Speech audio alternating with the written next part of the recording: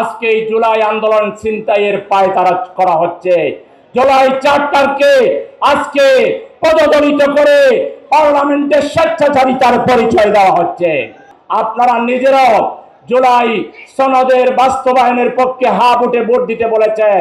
মাননীয় প্রধানমন্ত্রী আপনি বলেছেন, স্বরাষ্ট্রমন্ত্রী বলেছেন, আইনমন্ত্রী বলেছেন, আপনারা কি তাইলে হা ভোটে ভোট দেন নাই?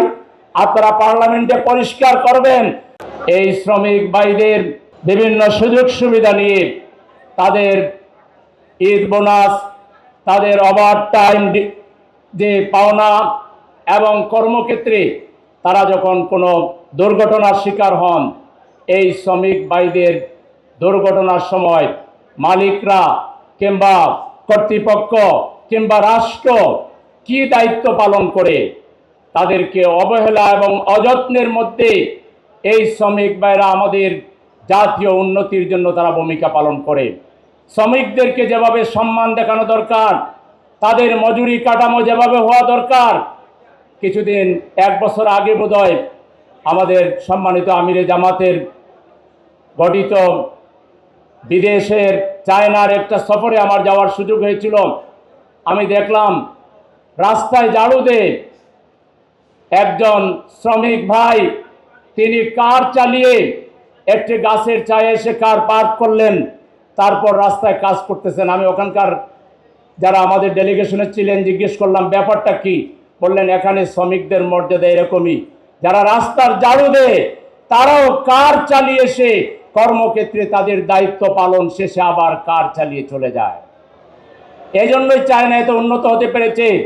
আজকে আমাদের বাংলাদেশকে যদি আমরা উন্নত করতে চাই, সবার আগে আমাদের শ্রমিক ভাইদেরকে যত্ন নিতে হবে, তাদের সুখ দুঃখ আমাদেরকে দেখতে হবে, তাদের সন্তানরা পড়ালেখার সুযোগ পায় কিনা, প্রয়োজনে শ্রমিক ভাইদের সন্তানদের পড়ালেখা ফ্রি করে দিতে হবে, তাদের সন্তানদের তাদের পরিবারের চিকিৎসা ফ্রি করে দিতে হবে। আজকে এখানে একজন মাননীয় মন্ত্রী আসার কথা, এসেছেন কিনা আমি জানি না, আমি দেখতে পারি নাই।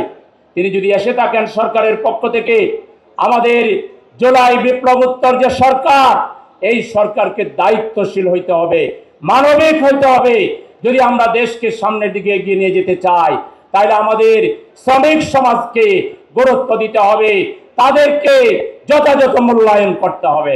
সংগ্রামী ভাইরা আমার, আরেকটি কথা আপনাদের কৃতজ্ঞতা আদায় করে আমার বক্তব্য শেষ করতে চাই।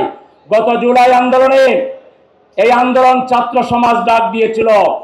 এই আন্দোলনে ছাত্র সমাজের পাশাপাশি গণমানুষের অন্যান্য স্টেক হোল্ডারের পাশাপাশি সবচেয়ে বড় স্যাক্রিফাইস করেছে আমার শ্রমজীবী ভাইরা। শাহাদাতের সংখ্যা যদি অনুসন্ধান করেন, তাহলে শ্রমজীবী ভাইরাই সবচেয়ে বেশি শহীদ হয়েছে। আজকে এই জুলাই আন্দোলন ছিনতাইয়ের পায়তারা করা হচ্ছে।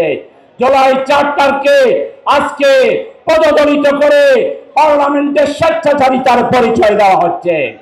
আমি সেই জুলাই যোদ্ধা শ্রমিক ভাইদেরকে জিজ্ঞেস করতে চাই, বাংলাদেশকে রক্ষা করার জন্য, জুলাইয়ের চেতনাকে বাংলাদেশে বাঁচিয়ে রাখার জন্য, জুলাই চেতনাকে বাংলাদেশকে গড়বার জন্য যদি ২৩ জুলাই ডাক দেওয়া হয় এবং বাংলাদেশকে রক্ষা করার জন্য আবার যদি রাজপথে নামতে হয়, আপনাকে নামতে রাজি আছেন? সবাইকে প্রস্তুত থাকার উদাত্ত আহ্বান জানিয়ে আমরা সরকারকে বলতে চাই, আপনারা নিজেরাও জুলাই সনদের বাস্তবায়নের পক্ষে হা ভোটে ভোট দিতে বলেছেন। মাননীয় প্রধানমন্ত্রী আপনি বলেছেন, স্বরাষ্ট্রমন্ত্রী বলেছেন, আইনমন্ত্রী বলেছেন, আপনারা কি তাইলে হা ভোটে ভোট দেন নাই? আপনারা পার্লামেন্টে পরিষ্কার করবেন, আপনারা কি হা ভোটে ভোট দিয়েছিলেন?